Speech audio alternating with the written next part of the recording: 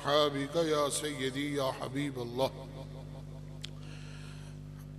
اللہ تبارک و تعالیٰ کی حمد و ثنا اور حضور پر نور شافع یوم النشور احمد مجتبی حبیب کبریا شافع روز جزا احمد مجتبی جناب محمد مصطفیٰ صلی اللہ علیہ وسلم کی بارگاہ مقدسہ مطہرہ میں ہدیہ درود و سلام پیش کرنے کے بعد جو میں نے آیت کریمہ تلاوت کی ہے، اس میں اللہ تعالیٰ نے شرک کی مذمت فرماتے ہوئے مشرک کی حالت بیان فرمائی ہے۔ وَمَن يُشْرِكْ بِاللَّهِ، جو اللہ کے ساتھ شریک ٹھہرائے، فَكَأَنَّمَا خَرَّ مِنَ السَّمَاءِ، گویا وہ آسمان سے گرا، فَتَخْطَفُهُ الطَّيْرُ، اور پرندے نے اسے اچک لیا، أَوْ تَهْوِي بِهِ الرِّيحُ فِي مَكَانٍ سَحِيقٍ، یا ہوا نے اسے گہرے کھڈ میں ڈال دیا، پھینک دیا۔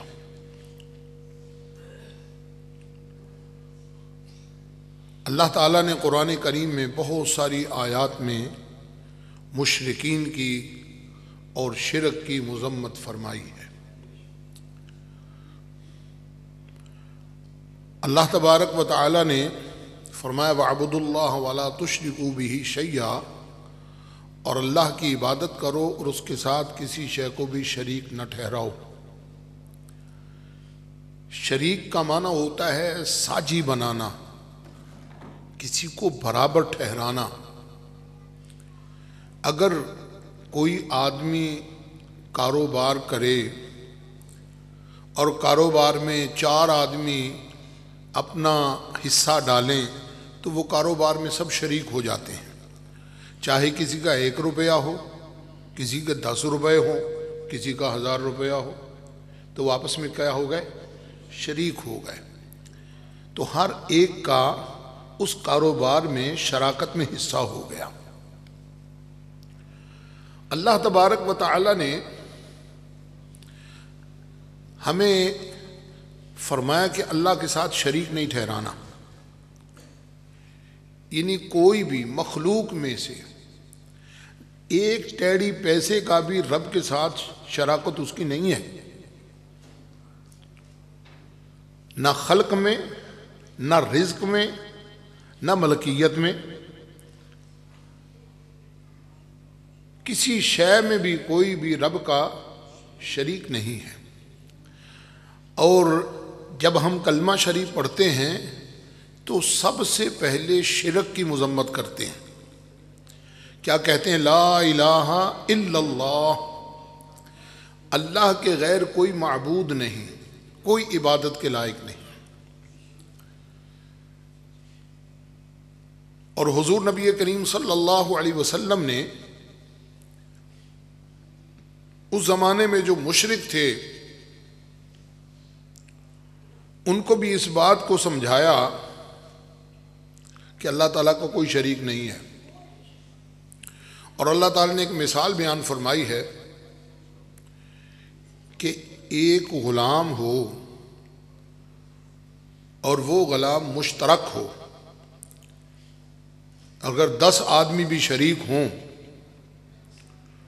تو وہ 10 آدمی اس کے مالک ہوئے،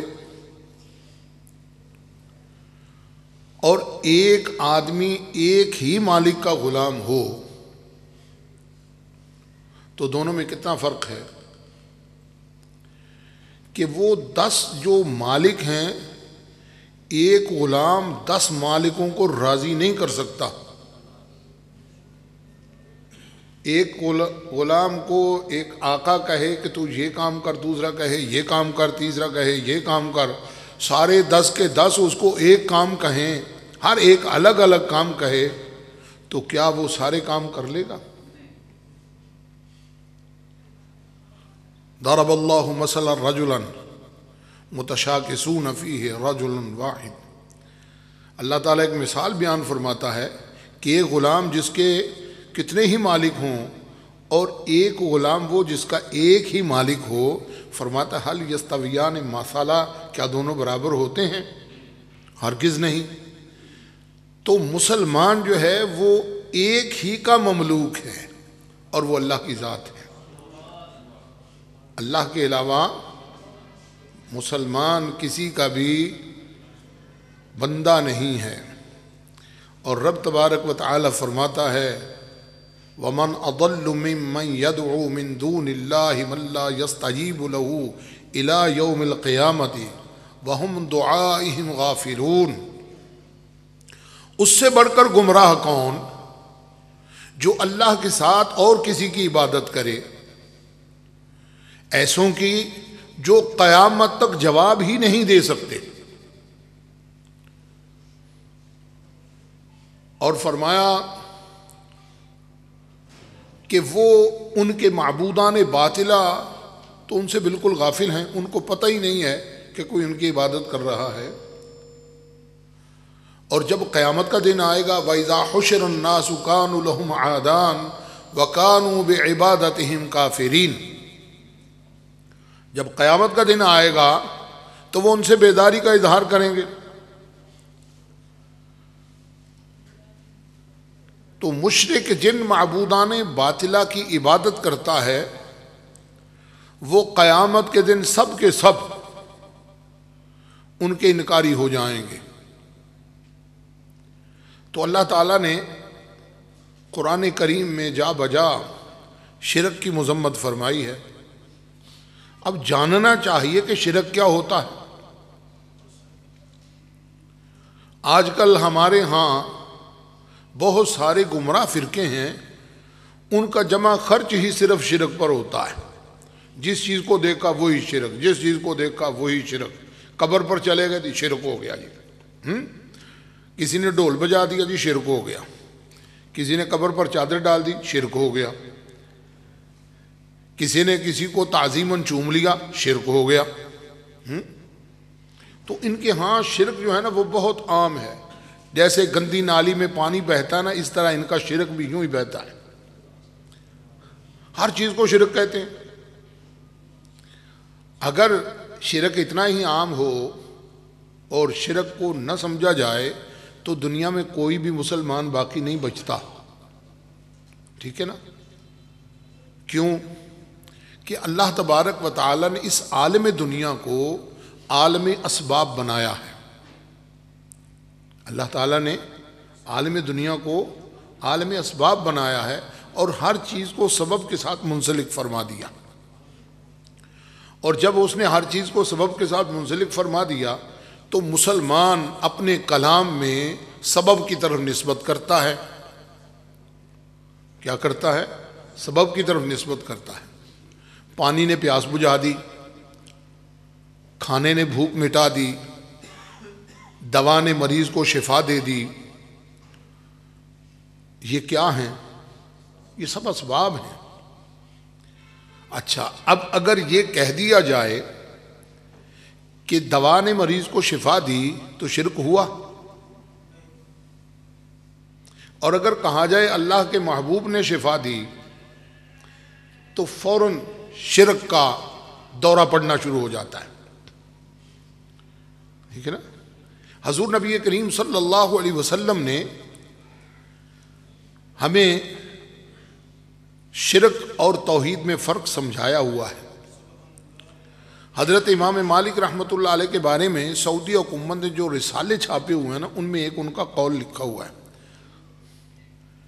کسی نے پوچھا شرک اور توحید کا، تو حضرت امام مالک رحمۃ اللہ علیہ نے فرمایا مجھے یہ بتا، حضور نبی کریم صلی اللہ علیہ وسلم نے استنجے کا طریقہ بتایا ہے؟ کیوں جی؟ استنجے کا طریقہ بھی بتایا حضور نے، اور حضور نبی کریم صلی اللہ علیہ وسلم نے فرمایا انما انا لکم بمنزلۃ الوالد، میں تمہارے لیے بمنزلہ باپ ہوں۔ حضور نبی کریم صلی اللہ علیہ وسلم اپنی امت کے روحانی ایمانی باپ ہیں، اور حضور صلی اللہ علیہ وسلم کی ازواج مطہرات مسلمانوں کی ایمانی اور روحانی مائیں ہیں۔ تو حضور ہمارے باپ ہوئے، ہمارے بھائی نہ ہوئے، بمنزلہ باپ ہوئے۔ بھائی کے ساتھ تو شراکت ہوتی ہے، باپ کے ساتھ شراکت نہیں ہوتی۔ تو حضور نے جو فرمایا انما انا لکم بمنزلۃ الوالد، میں تمہارے لیے بمنزلہ باپ ہوں۔ جس طرح باپ اپنی اولاد کے ساتھ شفقت محبت رکھتا ہے اور اپنی اولاد کو اچھے برے کی تمیز سکھاتا ہے، یوں ہی حضور نبی کریم صلی اللہ علیہ وسلم نے ہمیں اچھے برے کی تمیز سکھائی ہوئی ہے۔ تو حضرت امام مالک رحمۃ اللہ علیہ نے فرمایا جب حضور نے ہمیں استنجا کا طریقہ بھی بتایا، وضو کا طریقہ بھی بتایا، تو کیا حضور نے شرک اور توحید میں فرق نہیں سمجھایا؟ حضور نے ہمیں توحید اور شرک میں بھی فرق سمجھایا ہے۔ تو ہمارے فقہاء کرام نے، علماء متکلمین نے شرک کا معنی یہ بیان فرمایا ہے، ہوا اثبات الشریک فی الالوہیہ، الوہیت میں کسی کو شریک کرنا اللہ کے ساتھ، ٹھیک ہے نا۔ اللہ تعالیٰ واجب الوجود ہے، ہمیشہ سے ہے، ہمیشہ رہے گا، اور اس کی صفت ہے غنی اور بے نیاز ہونے کی۔ واللہ غنی عن العالمین، اللہ تعالیٰ جہان والوں سے بے پرواہ ہے۔ اس کی بے پرواہی کیا ہے؟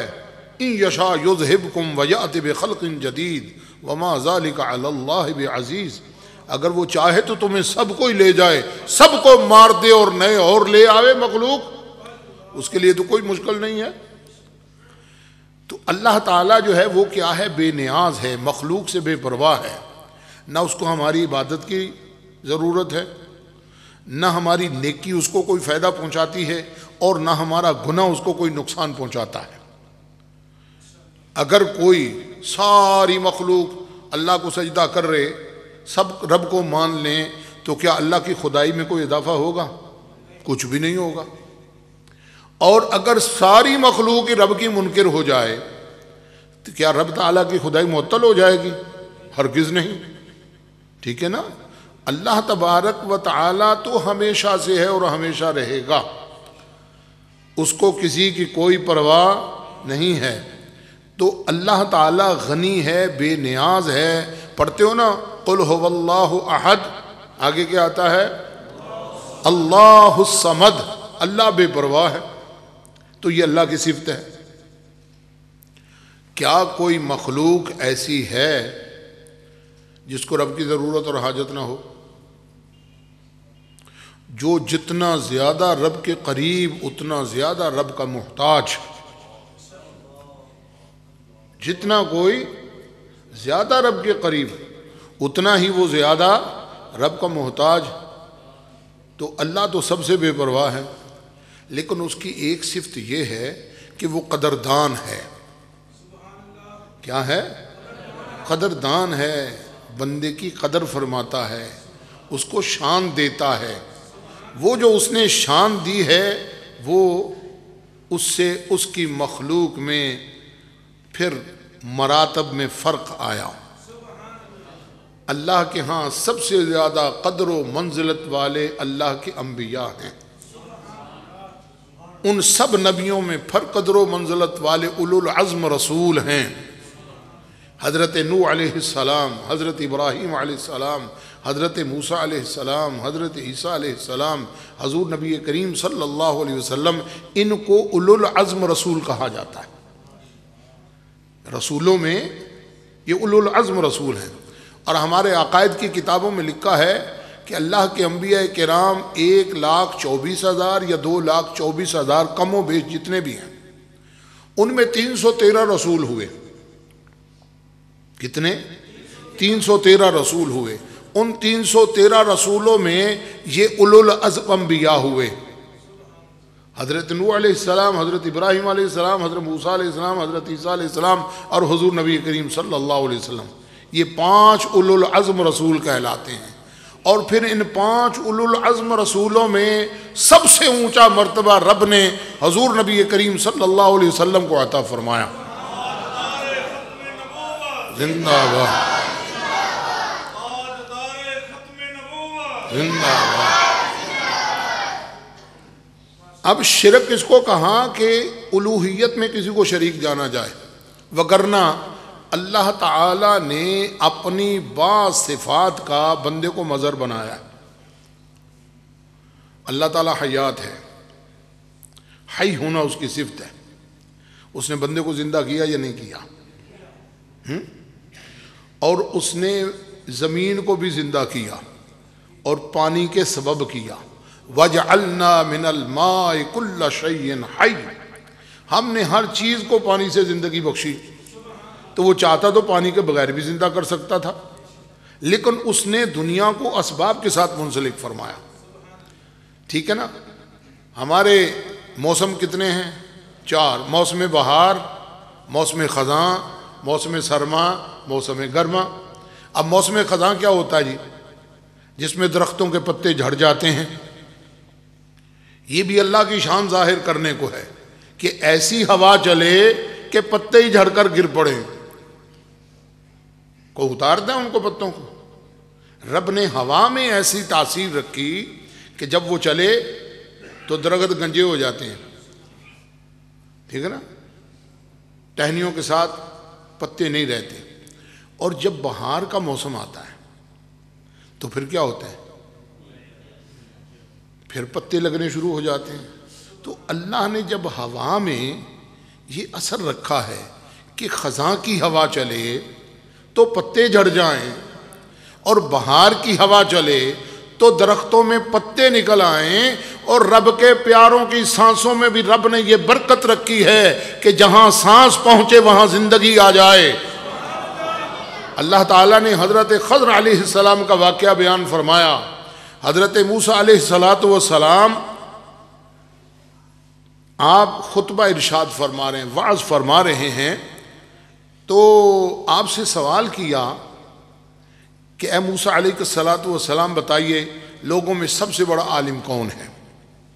تو حضرت موسیٰ علیہ السلام نے فرمایا انا عالم الناس، میں سب سے زیادہ علم والا ہوں. تو حدیث شریف میں آتا فعتب اللہ علیہ، تو اللہ نے حضرت موسیٰ علیہ السلام پر عتاب فرمایا. عتاب کیا ہوتا ہے؟ محبت بری جھڑکی. اس میں غضب نہیں ہوتا، اس میں ناراضی نہیں ہوتی، محبت ہوتی ہے. تو رب تعالیٰ نے حضرت موسیٰ علیہ السلام سے فرمایا کہ چلو میرا ایک بندہ ہے مجمع البحرین پر، جہاں 2 دریا آپس میں ملتے ہیں وہاں میرا بندہ ہے، میں نے اس کو ایک خاص علم دیا ہے، جاؤ جا کر اس سے سیکھو. تو حضرت موسیٰ علیہ السلام نے اپنے خادم حضرت یوشع بن نون علیہ السلام کو ساتھ لیا. اب رب کا حکم ہے کہ اسباب کو بھی اختیار کرنا ہے. حضرت موسیٰ علیہ السلام نے زنبیل میں بھنی ہوئی مچھلی رکھ لی اور فرمایا جہاں یہ مچھلی زندہ ہوگی وہاں میرا بندہ تمہیں ملے گا. تو مجمع البحرین پر جب حضرت موسیٰ علیہ السلام پہنچے تو آپ وہاں سستانے کو لیٹ گئے. تو حضرت یوشع بن نون علیہ السلام نے کیا دیکھا کہ وہ زنبیل میں جو بھنی ہوئی مچھلی ہے نا وہ زندہ ہوئی، پھڑکی اور پانی میں راستہ بناتی ہوئی سمندر میں چلی گئی. تو حضرت یوشع بن نون علیہ السلام نے خیال فرمایا کہ آپ جب اٹھیں گے نا تو میں آپ کو عرض کر دوں گا، لیکن شیطان نے بھلا دیا. حضرت موسیٰ علیہ السلام پھر چلتے رہے، 1 دن رات سفر کیا. فرمایا اب تو بھوک لگ گئی ہے، لاؤ کھانا وہ مچھلی. تو حضرت یوشع بن نون علیہ السلام نے عرض کیا حضور جہاں آپ نے آرام فرمایا تھا نا وہاں وہ مچھلی زنبیل سے زندہ ہو کر پانی میں چلی گئی تھی. فرمایا وہی تو اللہ کے بندے کو ملنا تھا، چلو واپس چلے. تو حضرت موسیٰ علیہ السلام واپس آئے. اب حضرت خضر علیہ السلام کو خضر کیوں کہتے ہیں؟ علماء فرماتے ہیں کہ حضرت خضر علیہ السلام کو خضر کہنے کی وجہ یہ کہ اگر آپ خشک زمین پر بھی پاؤں رکھتے تو وہاں سبزہ اگاتا تھا. مچھلی وہ پانی میں زندہ ہو کر چلی گئی. تو اللہ کے بندوں کی تو سانس میں رب نے یہ برکت رکھی ہے. تو اولیاء اللہ جو اللہ کے دوست ہیں ان کے نفوس کی یہ برکت ہوتی ہے کہ وہاں مردہ دل زندہ ہو جاتے ہیں. اور حضرت سیدی محمد اسماعیل شاہ صاحب بخاری رحمت اللہ علیہ آپ فرمایا کرتے بیلیو مردے نو زندہ کرن نالوں زیادہ کمال مردہ دل نو زندہ کرنا ہے. وہ مردہ دل کیسے زندہ ہوتا ہے؟ اللہ کی یاد سے زندہ ہوتا ہے۔ حضرت والد گرامی رحمۃ اللہ علیہ، ہمارے پھپھا جی رہا کرتے تھے وہ نوٹیاں والی، وہاں ایک بابا جی تھے، تو وہ کہنے لگے مفتی صاحب میں تہجد بھی پڑھنا، میں فلانے عمل بھی کرنا، لیکن منو کوئی نہ شے کوئی نہیں نظر آتی۔ وہ بابے نے منو دسیا کچھ نہیں، بھی آپ نے کی فرمایا؟ آندے مفتی صاحب نے منو ایک سبق دسیا تے میرے تے اللہ دی رحمت ہو گئی۔ تو اللہ تبارک و تعالی کے بندوں کی برکتیں ہوتی ہیں، اب اس کو شرک نہیں کہتے، وہ برکت رب تعالی کی طرف سے ظاہر ہوتی ہے۔ حضور نبی کریم صلی اللہ علیہ وسلم دعا فرما دیں تو کام بن جاتا ہے، حضور نظر رحمت فرما دیں تو کام بن جاتا ہے، حضور نبی کریم صلی اللہ علیہ وسلم کی خدمت میں کوئی حاضر ہو جائے تو بھی کام بن جاتا ہے۔ ہاں ازلی بدبخت نہ ہو، ابو جہل یہ تو بدبخت ہی تھا نا، کمال دیکھنے کے باوجود حضور کا منکر ہوا، یہ جانتے ہوئے بھی کہ حضور اللہ کے سچے رسول ہیں، پھر حضور کا انکار کیا۔ اس کو کہتے ہیں ضد اور عناد۔ جتنے بھی گمراہ فرقے ہیں یہ ضد اور عناد میں مبتلا ہیں۔ اور ہمارے حضرت صاحب رحمۃ اللہ علیہ فرمایا کرتے بیلیو لفظ حسد کے 72 عدد ہیں، علم اعداد میں حسد کے 72 عدد ہیں، اور فرقے بھی گمراہ 72 ہیں۔ فرماتے ہیں ان کے پاس اہل سنت سے جدا ہونے کے لیے کوئی دلیل نہیں سوائے حسد اور بغض کے، اس کے علاوہ ان کے پاس کوئی دلیل نہیں۔ تو شرک کس کو کہتے ہیں؟ اللہ کے ساتھ کسی کو برابر ٹھہرانا، ٹھیک ہے۔ میاں اسماعیل دہلوی وہابیوں کے پیشوا ہیں، وہ مشرکین کی طرفداری کرتے ہوئے ان کی صفائی پیش کرتے ہیں، اور میں کہا کرتا ہوں کہ یہ میاں اسماعیل صاحب جو ہیں نا یہ مشرکوں کے وکیل صفائی ہیں۔ کیا ہیں؟ وکیل صفائی کا پتہ ہے نا، عدالت میں کورٹ میں وکیل جا کر کہتا ہے جی میرے موکل نے یہ نہیں کہا، اس نے تو یہ کہا ہے، ٹھیک ہے۔ اب اللہ کا قرآن کہتا ہے والذین اتخذوا من دونہ اولیاء، جو اللہ کے مقابل اور والی بناتے ہیں وہ کیا کہتے ہیں؟ ما نعبدہم الا لیقربونا الی اللہ زلفا، ہم ان بتوں کی عبادت اس لیے کرتے ہیں کہ یہ ہمیں اللہ کے قریب کرتے ہیں۔ مشرکوں کا دعویٰ کیا ہے؟ کہ ہم ان بتوں کی عبادت کرتے ہیں، بتوں کی عبادت کرتے ہیں کہ یہ ہمیں اللہ کے قریب کرتے ہیں۔ میاں اسماعیل دہلوی صاحب کہتے ہیں کہ مشرکین جو تھے وہ اپنے بتوں کی عبادت نہ کرتے تھے، صرف پکارا ہی کرتے تھے۔ کیسا وکیل صفائی ہے؟ ان سے وہ شرک کی تہمت ہی دور کر رہا ہے اور نئی تہمت لگا رہا ہے کہ مشرکین جو ہیں وہ کیا کرتے تھے؟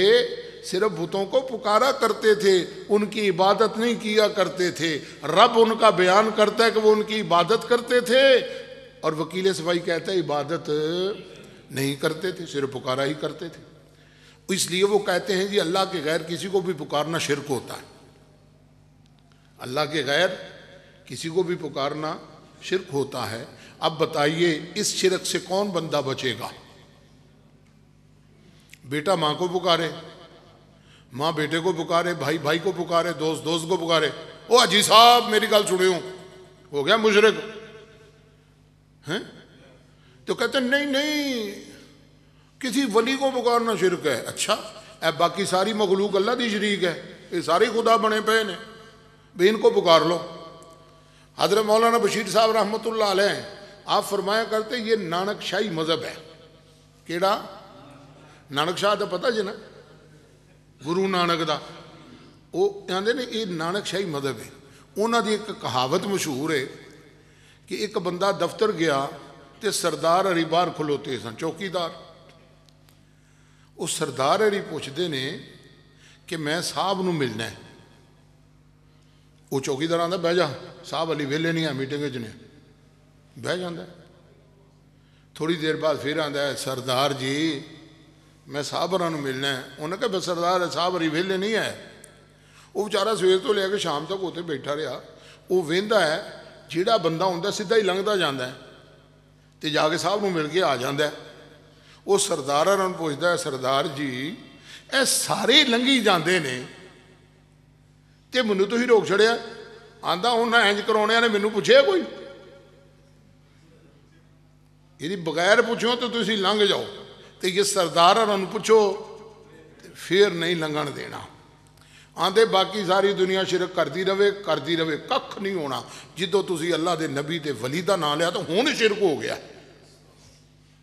وہ شرک کیسا شرک ہے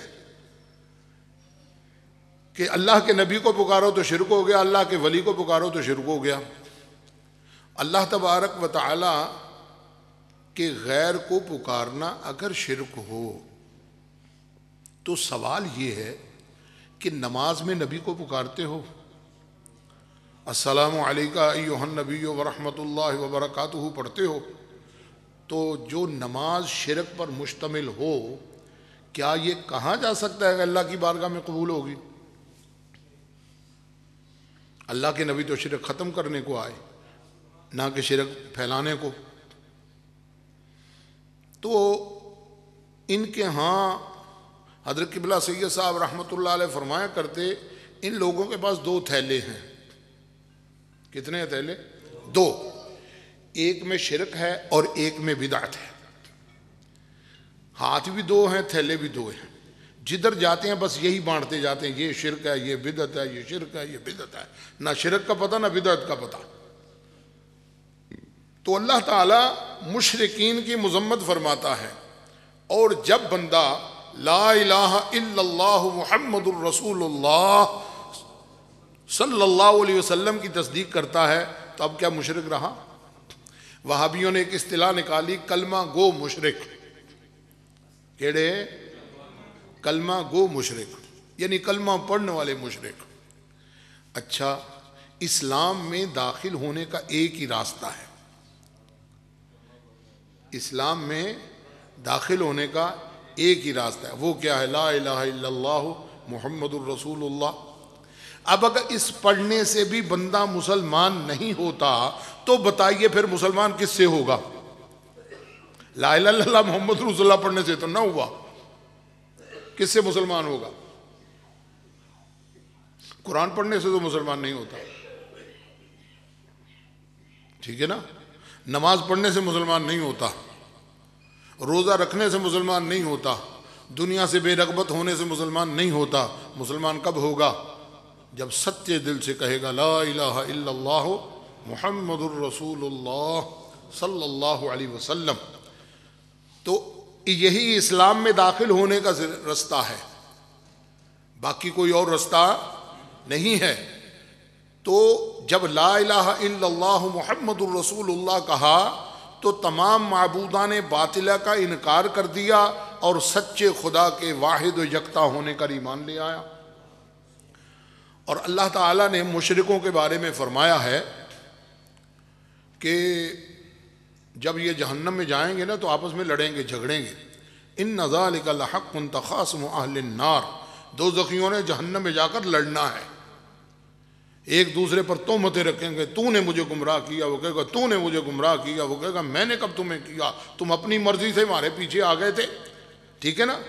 تو وہ جہنمی وہاں لڑیں گے، اور وہاں وہ کیا کہیں گے؟ جو معبودان باطلہ ہیں ان سے کہیں گے اذ نسویکم برب العالمین، ہم تمہیں رب کے برابر ٹھہراتے تھے۔ کیا کرتے تھے؟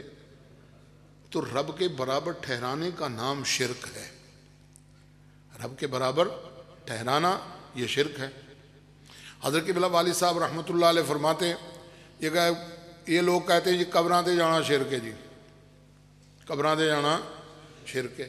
آپ فرماتے وہ سانو دسو رب دی قبر کتنے جے؟ ویسے دادا صاحب دی قبر تے ٹر گیا تو شرک ہو گیا، مفتی صاحب دی قبر تے ٹر گئے شرک ہو گیا۔ چلو دسو تواڈے خدا دی قبر کتنے، اسی اوتھے ٹر چلنے ہیں۔ ہمارا خدا تو سچا زندہ ہے، تو شرک کس کا نام ہوا جی؟ اور میں کہا کرتا ہوں اگر قبر پر جانا شرک ہے تو قبر کے اندر جانا کتنا بڑا شرک ہوگا؟ ہاں جی، قبر تے جانا شرک تے قبر دے اندر وہ تو پھر چاہیے انہوں اگ ہی لا کے ساڑ دے تاکہ شرک دا کھاتا ہی مک جائے. ٹھیک ہے نا. نہ رہے بانس نہ بجے بانسری، نہ قبر ہوگی نہ وہ شرک کرے گا. ٹھیک ہے نا. نہ رہے گی بانس نہ بجے گی بانسری. ہندو جو ہے نا وہ قبریں نہیں بناتے، وہ سب مردوں کو جلا دیتے ہیں. ٹھیک ہے نا. تو مسلمان جو ہیں وہ کیا کرتے ہیں؟ لو جی مردوں کا بھی ادب ہے، مردوں کا ادب ہے. کون سے مردے کا؟ مسلمان مردے کا. کافر مردے کا ادب کوئی نہیں. ٹھیک ہے نا. مسلمان مردے کا ادب ہے. کیا کرتے ہو جب مسلمان فوت ہو گیا؟ حضور نے کیا فرمایا؟ اس کو غسل دو، اس کو نہلاؤ. اور کیسے نہلانا ہے؟ اس کو تکلیف نہیں دینی. فرمایا قصر عظم المیت کا قصر عظم الحی. مردے کی ہڈی توڑنا ایسے جیسے زندہ کی ہڈی توڑنا ہے. کیا مطلب ہوا؟ کہ مردے کو اس سے تکلیف ہوتی ہے جیسے زندہ کو تکلیف ہوتی ہے. تو مسلمان کیا کرتا ہے؟ فوت ہو گیا تو مسلمان کو غسل دو، اس کو نیا کفن دو. مرد کے لیے 3 کپڑے سنت، عورت کے لیے 5 کپڑے سنت. ٹھیک ہے.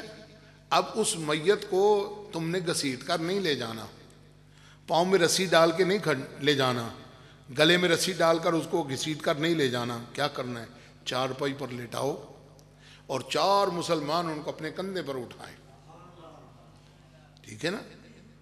4 مسلمان اس کو کندھے پر اٹھائیں اور پھر قبرستان لے جائیں، وہاں جا کر جنازہ پڑھیں. ٹھیک ہے نا.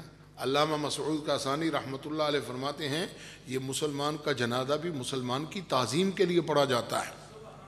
تو جو کہتے ہیں مردوں کی تعظیم کرنے سے شرک ہوتا ہے، ان کو چاہیے وہ جنازہ نہ پڑھا کریں. تو مسلمان کا جنازہ پڑھا جاتا ہے. کیوں پڑھا جاتا ہے؟ اس کی تعظیم کو. پھر اس کو اٹھا کر قبرستان لے جاتے ہیں، اس کے لیے لاحد بناتے ہیں یا اس کے لیے شق بناتے ہیں. مردے کو قبر میں رکھ کر اس کے اوپر مٹی نہیں ڈالتے، اس کا مکان بنا دیا ہے. ٹھیک ہے نا. اس کے اوپر تختے ڈالے، پھر اس کے اوپر مٹی ڈالی. حضرت شاہ عبدالعزیز صاحب رحمۃ اللہ علیہ فرماتے ہیں یوں سمجھو جیسے مسلمان کے لیے وہ قبر کی چھت مثل آسمان کی ہو گئی، اس کا مکان ہو گیا. اب وہ قبر جو مسلمان کی ہے، حدیث شریف میں فرمایا مومن کی قبر جنت کے باغوں میں سے باغ ہوتا ہے. اور فرمایا القبر روضۃ من ریاض الجنہ وحفرۃ من حفر النیران او کما قال علیہ الصلوۃ والسلام. قبر یا جنت کے باغوں میں سے باغ ہوتا ہے یا دوزخ کے گڑھوں میں سے گڑھا ہوتا ہے. اب جو جنت کا باغ ہوا، باغ میں سیر کرنے جاتے ہو کہ مرنے جاتے ہو؟ سیر کرنے جاتے ہیں. جب بندہ مومن سوالوں کا صحیح جواب دے دیتا ہے تو اللہ کی طرف سے آسمان سے اعلان ہوتا ہے صدق عبدی، میرے بندے نے سچ کہا ہے، اس نے کہا لا الہ الا اللہ محمد رسول اللہ. یہاں ایک اور بات عرض کر دوں، یہ آج کل ایک یہ پراپوگنڈا کیا جا رہا ہے کہ قبر میں صرف ایک سوال ہوگا، کیونکہ بخاری شریف میں آیا ہے کہ فرشتے پوچھتے ہیں تو حضور کے بارے میں دنیا میں کیا کہتا تھا؟ کہتے بس بخاری میں یہی آیا. اچھا باقی احادیث میں جو آیا ہے اس کو کیا کرنا ہے جی؟ اس کو کیا کرنا ہے؟ دیگر حدیث کی کتابوں میں کیا آیا؟ قبر میں فرشتے آتے ہیں اور ایک کا نام منکر اور دوسرے کا نام نکیر ہوتا ہے، اور وہ اس کو اٹھا کر بٹھاتے ہیں. فَيُقْعِدَانِهِ فَيَقُولَانِ مَنْ رَبُّكَ، بول تیرا رب کون ہے. اور جس حدیث کو یہ بنیاد بنا کر کہتے ہیں کہ حدیث میں بخاری میں صرف یہی آیا کہ حضور کے بارے میں سوال ہوتا ہے، وہاں جواب میں آتا ہے وَنَبِيِّ اللہ ربی وَنَبِيِّ محمد، اللہ میرا رب ہے اور محمد میرے نبی ہیں. 2 سوال جواب تو ہو گئے. ٹھیک ہے نا. تو دیگر صحاح کی کتابوں میں کیا آیا؟ پہلا سوال ہوتا ہے من ربوں کا، پھر ہوتا ہے ما دینوں کا، پھر پوچھا جاتا ہے ما کنت تقول فی ھذا الرجل لمحمد صلی اللہ علیہ وسلم، بول تیرا رب کون ہے، تیرا دین کیا ہے، تو اس مرد کے بارے میں دنیا میں کیا کہا کرتا تھا. تو فرمایا اگر مومن ہو مسلمان ہو تو وہ پہلے سوال کے جواب میں کہتا ہے اللہ ربی، ربی اللہ، میرا رب اللہ ہے، اور دینی الاسلام، اور میرا دین اسلام ہے۔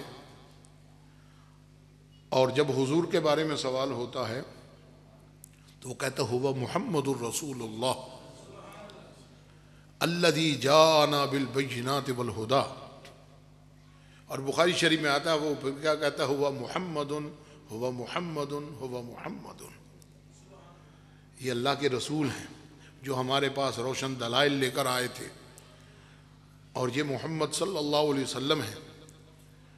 اب یہاں پر ایک بات میں عرض کر دوں، حضرت پیر مہر علی شاہ صاحب رحمۃ اللہ علیہ جب حج کے لیے گئے تو وہاں ایک نجدی عالم نے آپ سے سوال کیا کہ تم کہتے ہو نبی حاضر ناظر ہے، تو اس پر دلیل کیا ہے؟ آپ نے یہی حدیث بیان فرمائی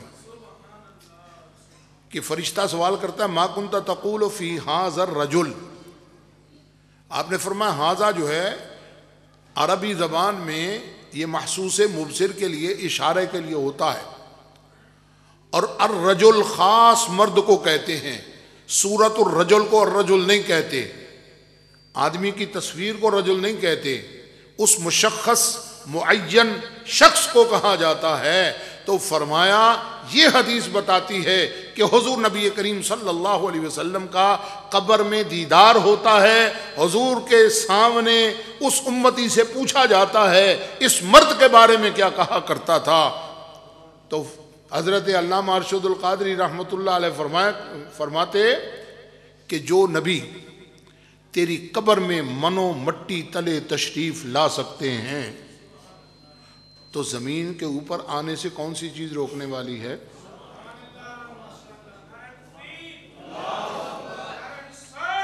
یا رسول اللہ یا علی زندہ۔ تو حضور نبی کریم صلی اللہ علیہ وسلم کے بارے میں قبر میں سوال ہوتا ہے، اور شارحین حدیث فرماتے ہیں اگر اس سے یہ مراد ہو کہ حضور نبی کریم صلی اللہ علیہ وسلم تشریف لاتے ہیں تو مومن کے لیے تو بہت بڑی بشارت ہے۔ اور مولانا بشیر صاحب رحمۃ اللہ نے لکھا کہ ہم جب حضرت سید دیدار علی شاہ صاحب رحمۃ اللہ علیہ کے پاس پڑھا کرتے، جب یہ حدیث آئی تو آپ رونے لگے، فرمایا جب یہ حدیث پڑھتا ہوں تو مرنے کو جی چاہتا ہے کہ مر کر حضور کی زیارت ہوگی تو ابھی مر جاؤں اور حضور کا دیدار کر لوں۔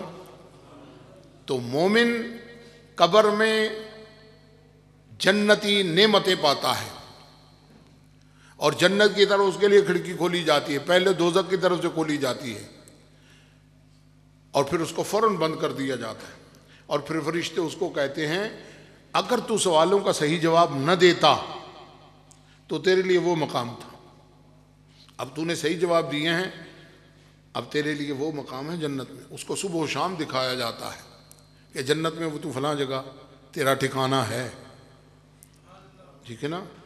تو مومن کہتا ہے اچھا پھر اٹھاؤ تو جنت میں جائیں۔ کب اللہ تعالیٰ اٹھائے گا یہ اللہ ہی بہتر جانتا ہے، جب قیامت میں میدان محشر ہوگا تو قبروں سے نکلنا ہوگا، اس وقت تک فرشتے کیا کہتے ہیں نم کنومۃ العروس، اب سو جا جیسے پہلی رات کی دھلن سوتی ہے۔ مولانا بشیر صاحب رحمۃ اللہ علیہ فرماتے تسی جانتے ہو دلہن اتوں اکھاں بند کر دی دلوں وچوں جاگدی ہوندی، کدوں دا لاڑا آوے گا تے او دی آہٹ پا کے فوراً اکھاں کھول لے گی۔ تو فرماتے کہ قبر میں فرشتے اس مومن کو کیا کہتے ہیں نم کنومۃ العروس، سو جا ایسے جیسے پہلی رات کی دلہن سوتی ہے۔ تو یہ عرس کا لفظ اس عروس سے ہے، کیا ہے؟ عروس سے، کہ عرس کس کو کہتے ہیں؟ اللہ کے ولی کا وہ دن جب وہ اس دنیا سے گیا تو رب کی بارگاہ میں پیش ہو کر وہ کامیاب ہوا، اس کی یاد میں جو دن منایا جاتا ہے اس کو کیا کہتے ہیں؟ عرس، ٹھیک ہے نا؟ تو یہ ہم جو عرس منا رہے ہیں اس میں کوئی خلاف شرع کام، کوئی ڈھول ڈمکہ ہو، قبر کو سجدہ ہو، ایسا ہوا ہے؟ نہیں ہوا۔ تو ہم بتاتے ہیں کہ یہ ہے، چند سال پہلے جب حضرت قبلہ مفتی صاحب رحمۃ اللہ علیہ کا عرس تھا تو ایک بی بی آ گئی، وہ باہر سے ملک سے آئی ہوئی تھی اور مذہب کی تحقیق کے لیے آئی تھی، کیونکہ یہ وہابی لوگ جو ہے نا یہ پراپوگنڈا کرتے ہیں کہ یہ سنی جو ہے نا یہ قبروں کو پوجتے ہیں۔ تو وہ سنی لڑکا جو تھا نا وہ اس کو یہاں لے کر آ گیا عرس مبارک پر، تو اس نے کہا جی میں اس کو لے کر آیا ہوں کہ اس کو دکھاؤں کہ عرس کیا ہوتا ہے، ٹھیک ہے نا۔ وہ کہنے کہ میں نے تمہارے سٹیج پر بیٹھنا ہے۔ میں کہا ساڈے بیبیاں نو اجازت کوئی نہ، ساڈے بیبیاں دی اجازت کوئی نہیں، کوئی بندیاں دے وچ کسڑ کے بہ جانا۔ آندھی میں پھر کیویں سنا گی؟ اسی انہوں نے پراں ایک چھوٹا جہا پردہ کر کے نا اوتھے انہوں بٹھا دیتا، لے سندی رہو۔ وہ 2 گھنٹے تقریر سن کے آندھی اتنے تو مولویاں دی تقریراں ہی ہون ڈیاں نے، ہور تے کچھ بھی نہیں ہون ڈیا ہے۔ وہ لڑکا کہنے لگا بس ایہو ہی عرس ہوندا ہے۔ کی ہوندا ہے؟ ایہی عرس ہوندا ہے۔ آ جڑے تینوں آندے نا وہ ڈھول بجدے نے تے فلانا کم ہوندا ہے، وہ اتھے سے کوئی نہیں ہوندا۔ اے صحیح عرس ہوندا ہے جدے وچ اللہ تعالیٰ تے او دے رسول دے احکام دا بیان ہوندا ہے، ٹھیک ہے نا۔ یہ عرس کیا ہے؟ یہ تبلیغ اور واعظ و نصیحت کا ایک ذریعہ ہے، اور میں کہا کرتا ہوں ہمارے بزرگان دین بڑے سمجھدار، بڑے زیرک اور بڑے ہی مزاج شناس امت تھے۔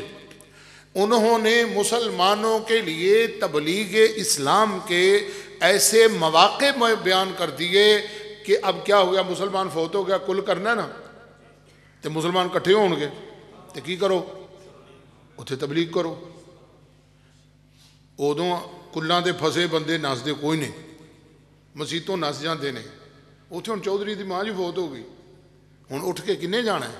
وہ ختم بھی پڑھیا جائے تاں بھی بیٹھے رہندے نے۔ ہن حاجی صاحب چودھری صاحب ساڈے ول ویکھن کوئی پتہ لگے بھی اب ہی آیا ہویا، ٹھیک ہے نا۔ تو کل پر کیا ہوتا ہے؟ کلمہ شریف پڑھا، درود شریف پڑھا، قرآن پاک پڑھا، کوئی واعظ و نصیحت ہوئی اور میت کے لیے کیا کیا؟ دعا کر دی۔ 7واں ہو گیا، 7ویں میں کیا ہوا؟ یہی ہوا۔ 10واں ہوا، چہلم ہوا، سالانہ برسی ہوئی، ششماہی برسی ہوئی۔ یہ سارے کیا ہیں؟ تبلیغ کے یہ ذرائع ہیں، نام ان کے مختلف ہیں۔ اب وہابیوں کے پاس ایسا کوئی موقع نہیں ہے، وہابیوں کے پاس تبلیغ کا ایسا کوئی موقع نہیں ہے۔ کبھی وہ کہیں گے جی شہید کی کانفرنس کرنے لگے ہیں۔ اچھا جی، جو سوال ہم پر کرتے آپ اپنے اوپر بھی کرو۔ کیا اللہ کے رسول نے شہید کی کانفرنس کی ہے؟ کسی صحابی نے کی ہے؟ اور سیرت النبی کا جلسہ بھی نہیں تم کر سکتے، کیوں کہ اللہ کے نبی نے تو سیرت النبی کے جلسے کوئی نہ کیے، کسی صحابی نے بھی نہ کیے، کسی تابعی نے بھی نہ کیے، تو تم کیوں کر رہے ہو؟ ذرا اپنے سے بھی سوال کرو نا، اپنے سے بھی پوچھو کہ تم جو کر رہے ہو یہ اللہ کے رسول نے کیا؟ یہ شریعت کا ضابطہ ہی نہیں ہے جو وہابی بیان کرتے ہیں کہ اگر اللہ کے رسول نے نہیں کیا تو وہ کرنا جائز نہیں۔ یہ شریعت کا ضابطہ نہیں ہے۔ علامہ ابن حجر مقدمہ فتح الباری میں فرماتے ہیں کہ حضور نبی کریم صلی اللہ علیہ وسلم کے اصحاب نے باقاعدہ طور پر حدیث شریف کو لکھنے کا اہتمام نہ کیا تھا۔ یہ تو حضرت عمر بن عبدالعزیز رضی اللہ عنہ کے زمانے میں ہوا، جب حضرت عمر بن عبدالعزیز نے فرمایا کہ اے علماء عصر، اے زمانے کے عالموں، حضور کے اصحاب سے حدیثیں جمع کر لو، جب یہ چلے جائیں گے پھر قیامت تک یہ تمہیں حضرات نظر نہیں آئیں گے۔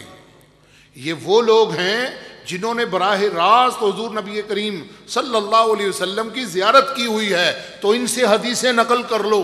تو علماء نے حضور صلی اللہ علیہ وسلم کے اصحاب سے احادیث شریفہ جمع فرمائیں اور ہزارہا مجموعہ حدیث تیار ہو گئے، ایک دو نہیں، ہزارہا مجموعہ حدیث تیار ہو گئے۔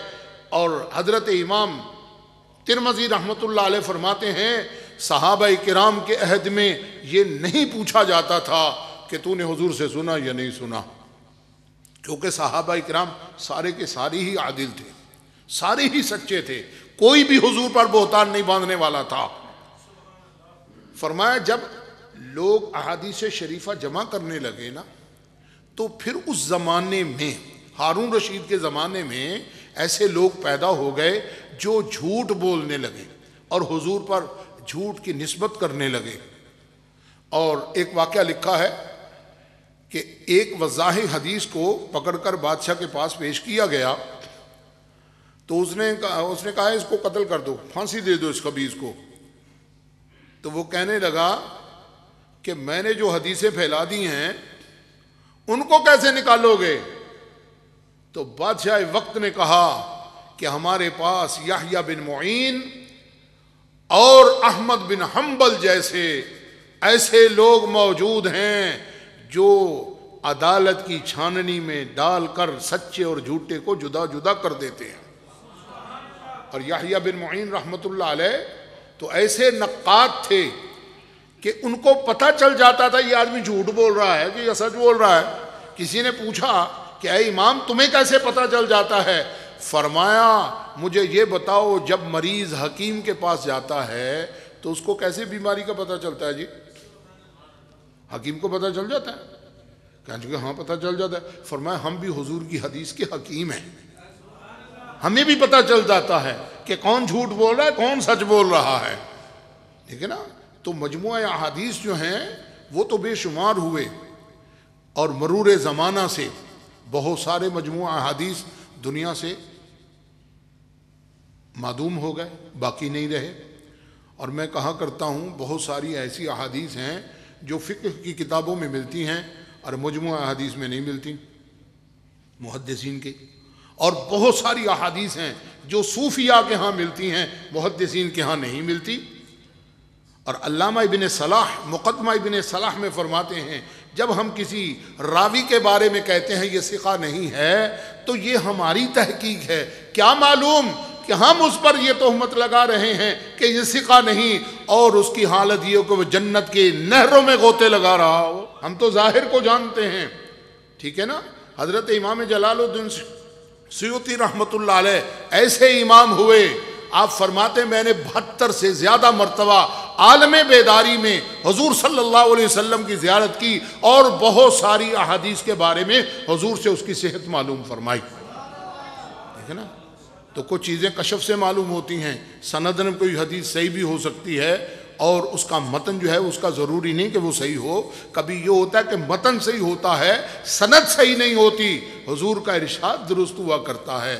تو اللہ تبارک و تعالی نے ہمارے حضور کی امت پر ایسا احسان فرمایا کہ ان میں علماء بھی ہیں, اس میں صوفیاء بھی ہیں, اس میں محدثین بھی ہیں, اس میں حفاظ کرام بھی ہیں. یہ سارے ہی لوگ حضور نبی کریم صلی اللہ علیہ وسلم کے دین کے نوکر, ان کی نگہبانی کرنے والے ہیں. ٹھیک ہے نا. تو اللہ تبارک و تعالی ہم سب کو دین کے ساتھ محبت عطا فرمائے, اپنے دین اسلام سے محبت نصیب فرمائے, اپنے علماء دین سے محبت عطا فرمائے کہ جب ہم عالموں سے محبت کریں گے تو وہ اللہ کے محبوب سے محبت کرنا ہوگی. ٹھیک ہے نا. عالم جو ہے وہ اپنی طرف نہیں بلاتا لوگوں کو. ہم یہ نہیں کہتے کہ تم میرے ساتھ عقیدت رکھو, ہم کہتے ہیں کہ تم اللہ کے محبوب سے عقیدت رکھو, ان سے محبت رکھو, اور ہم سے محبت اس لیے رکھو کہ ہم تمہیں حضور کا دین سکھاتے ہیں. ٹھیک ہے نا. اعلیٰ حضرت رحمت اللہ علیہ فرماتے ہیں جب کسی عالم کو دیکھو حضور کی بے ادبی کرتے ہوئے تو اس کی محبت اپنے دل سے یوں نکال دو جیسے آٹے سے بال نکال کر پھینک دیا جاتا ہے. فرمایا عالم کی عزت تو حضور کی وجہ سے تھی, اور جب وہ حضور ہی کا ادب کرنے والا نہ ہوا تو وہ خود ادب کے لائق نہ ہوا. اس لیے اس بات کی پہچان ضروری ہے کہ کون حضور کی محبت سکھاتا ہے اور کون حضور کی بے ادبی سکھاتا ہے.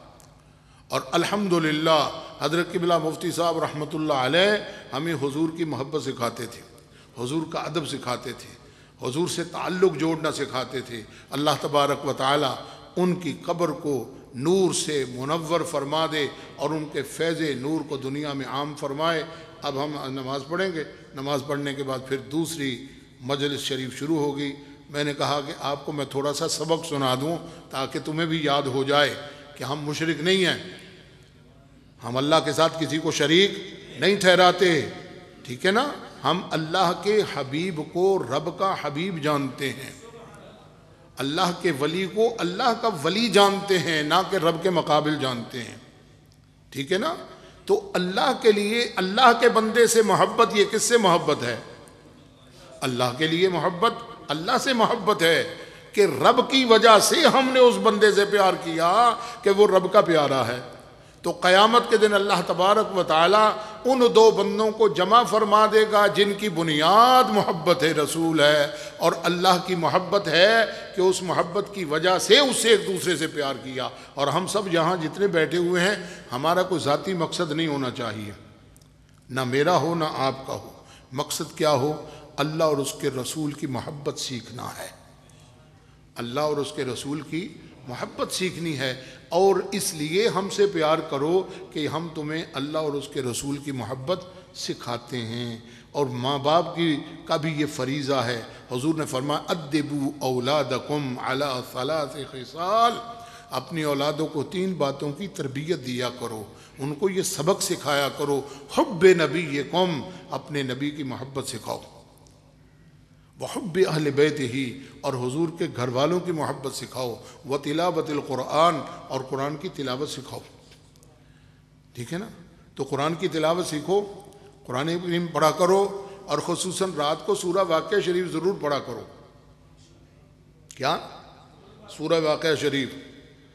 حضور نے فرمایا کہ جو سورہ واقعہ پڑھے نا وہ کبھی تنگ دست نہیں ہوگا، اس پر فاقہ نہیں آئے گا۔ ہم دنیا کے نسخے اور تجربے تو اختیار کرتے ہیں، جو حضور نے بتائے اس کو کیوں نہیں اختیار کرتے؟ حضرت عبداللہ بن مسعود رضی اللہ عنہ جب آخر وقت آیا تو حضرت عثمان غنی رضی اللہ عنہ کے پاس آئے، فرمایا اگر تم کہو تو ہم تمہارا وظیفہ نہ مقرر کر دیں۔ فرمایا مجھے آپ کے وظیفوں کی کوئی ضرورت نہیں ہے۔ فرمایا کیوں؟